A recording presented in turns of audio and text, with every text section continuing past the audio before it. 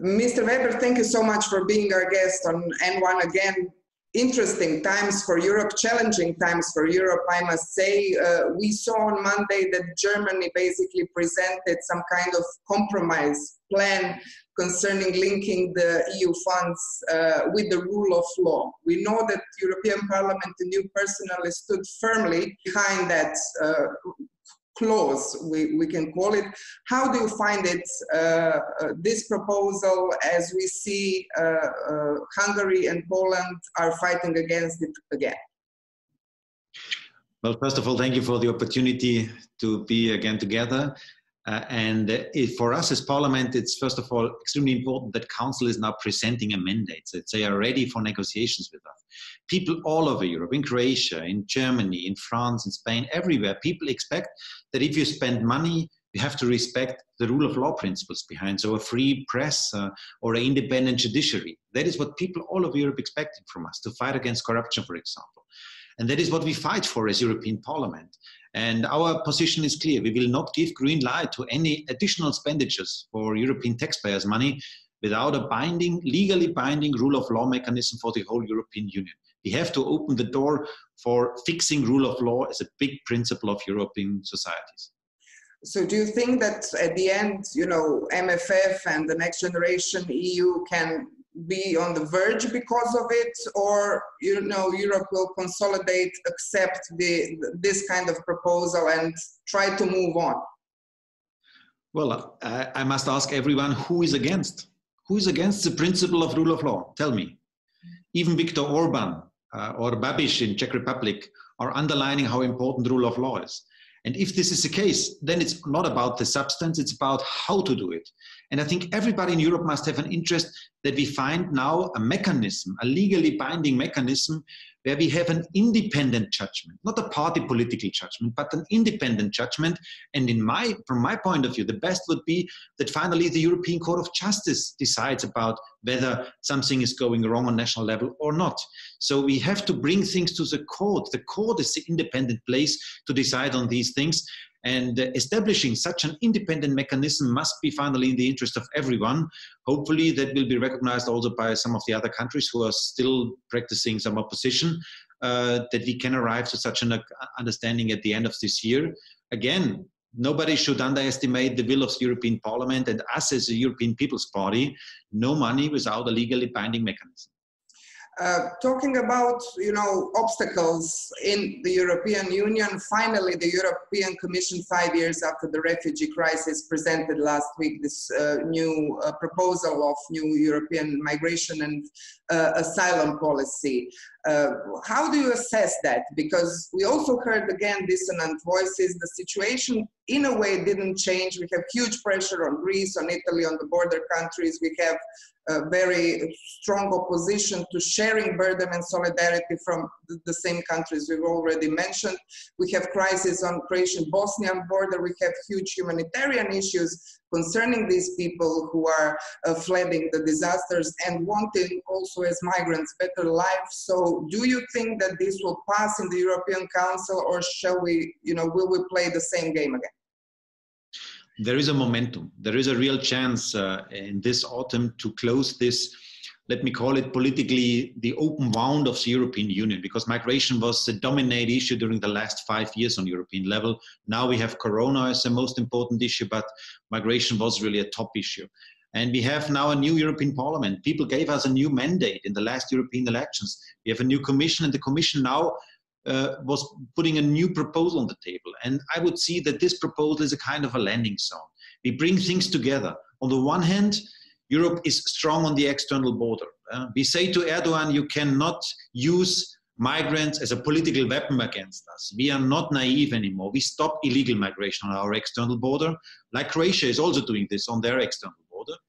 And on the other hand, we say we must keep our Christian heritage as a humanitarian continent who is practicing humanitarian approach in these fields, but only for real refugees. And that's why we have to be clear. 60% of all people who are arriving today in Europe are, after a legal procedure, not accepted as real refugees.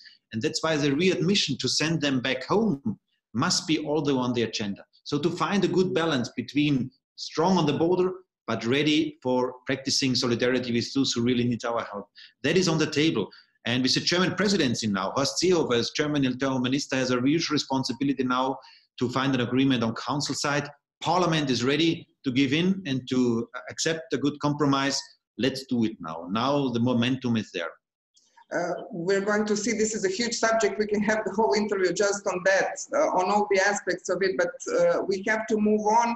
Aside of rule of law, all the countries of the EU have to have their national plans ready for the next generation EU, and they have to be basically future-oriented, connected to the rules of the European semester, and have inside huge percentage of, you know, this strategic European policy perspective, which is digital and green.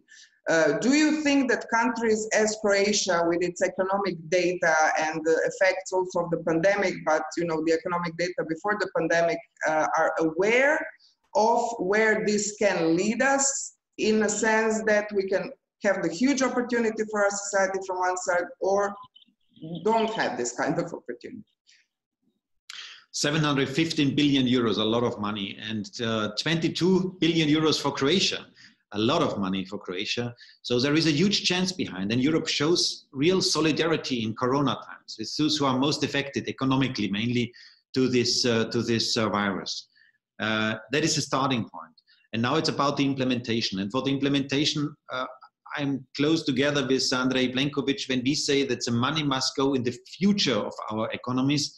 And we should not finance the false promises, for example, of Podemos in Spain about the left-wingers. So we want, as EPP, as HDZ, we want to invest into the future of our countries. And the future is digital. Future is more environmental friendly. That means climate neutral. That is future of European unions. And we want to use this for transforming our economies into this future. And that must be part of the national reform program, which will be presented from Croatia and from the other countries as well in the upcoming weeks.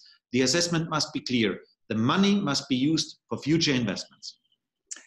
Talking about the future, pandemic showed us in a way, and the foreign affairs security situation around Europe, you know, geostrategic alliance, China, US, showed us in a way that Europe needs to have its own strong, let's say, geostrategic dimension, which Ms. von der Leyen emphasized in her State of the Union speech.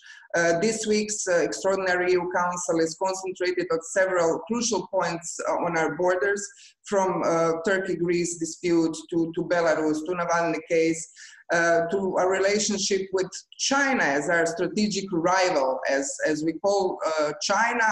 How can we build up on it if we still do have some inside, you know, question marks between the states, which also pandemic emphasized in some way? Well, the precondition for our strength on global level is unity. We need a common understanding about the challenges. And the most important development is for sure Belarus, where brave and strong and convinced people are going out in the streets every weekend. Hundreds of thousands of Belarusian citizens are doing this. And they must feel that Europe is close on their side. That's why we need the list of sanctions now, this week. And I also say that we need Lukashenko on this list. It's not understandable for ordinary citizens that we talk about sanctions against the system without mentioning Lukashenko as the boss of the whole system, of the last dictator of Europe.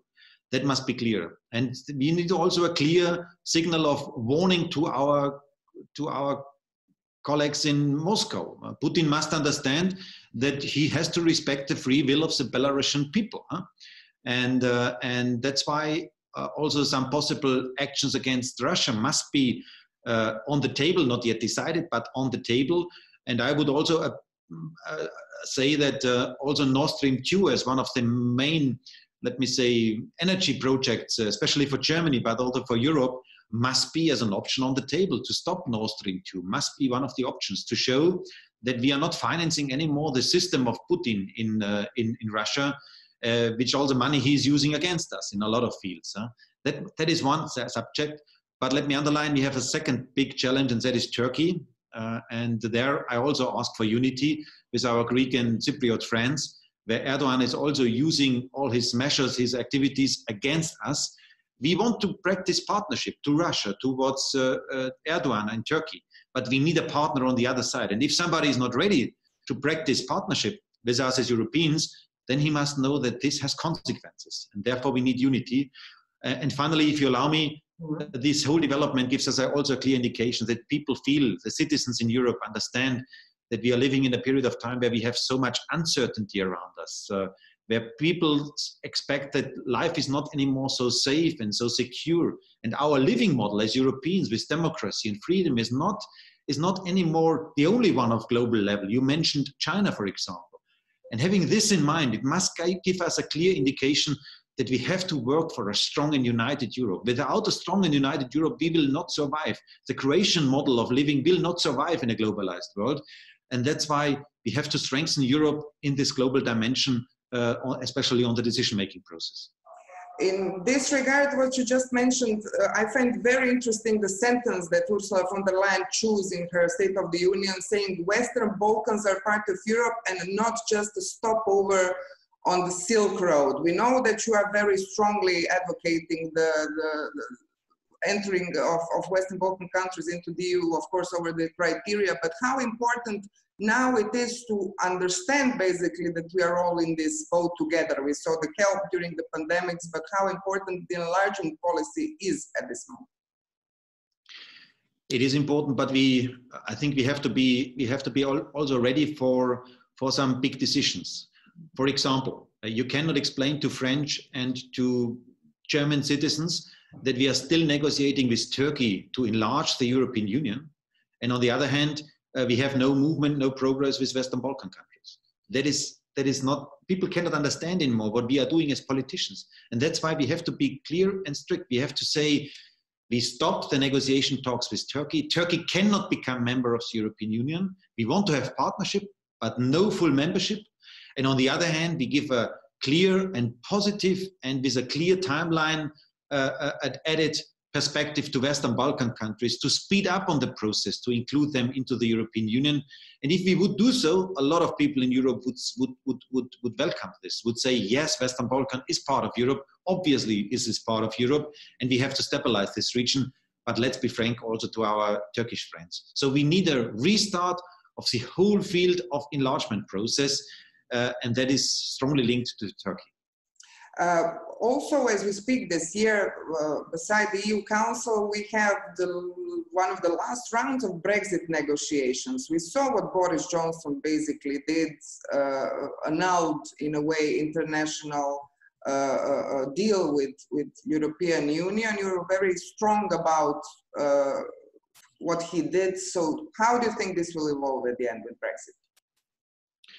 Well, for the moment, we don't know whether the approach of Boris Johnson is a tactical approach to achieve a better result for him, or whether it is an ideologically driven approach where he really thinks that a hard Brexit is the best for his country. We don't know. The only thing what we can do is to prepare ourselves, to be best prepared for a possible hard Brexit, and the business sector must know that this is a possible in the likely scenario. And on the other hand, we should be always ready for talks, always ready for negotiations. Let me underline one principle. You saw that with the internal market bill of the British side, Boris Johnson was even ready to breach international agreements which he himself signed. And having this in mind, one thing is clear. The European Parliament will never give the consent and the yes to a possible free trade agreement with Great Britain if Boris Johnson is not sticking to the agreements of the past. We cannot negotiate new agreements with a partner who is not respecting the old agreements. So it's about the credibility of Great Britain, and that is strongly linked to this ideologically driven approach. If he goes on with this approach, he is really risking the credibility of such a big nation like Great Britain, and that is at stake. And my last question will be, I remember last summer and the whole process of, first Spitzenkandidat, you being up front, then the dispute on EU Council, changing basically something that was supposed to be some kind of democracy principle of choosing European leaders for the future. Today we see disruptions on the internet, we see fake news, we see anti-mask, we call them protests, and we saw what happened, for example, in Berlin when probably far-right protesters wanted to storm the Reichstag. It's the picture that resonates in Europe. Are you worried about the state of democracy with this pandemic, or you have some faith in us as Europe? We have to be warned, and we have to be very sensible when it is about the question to defend our principles. We have a lot of attacks. You spoke about the right extremists. You spoke about social media and fake news and all these disinformation campaigns from Russia and others. So we have to be careful. We have to be warned about some negative developments. But in substance, I think Corona, the last month, gave people a clear indication that it's better to follow reasonable center politics, to follow those who are bringing balanced political approaches to the table. And I think when you look to global level, then in South America, in US, but also in Great Britain, a populistic approach is not delivering good political results finally. And that's why people, I think, experience that again, the center and reasonable politics, probably sometimes a little bit boring kind of politics, is really delivering at the end the best results for my private life. And the outcome of the Croatian elections, for example, with Andrej Plenković's success, and also the situation in Germany, for example, where CDU-CSU is going up in the polls and is stable on the polls in a very strong position with Angela Merkel in lead. I think that gives us a clear indication that exactly this is happening. So yes, you're right, we should be very careful with our democracy, we should fight for it, but on the other hand, a lot of people are recognizing this and understanding this and behaving accordingly. So that is what motivates us. And maybe we should look for some new ideas for our future also. Thank you, Mr. Veber, so much. Thank you so much for the interest. Bye-bye.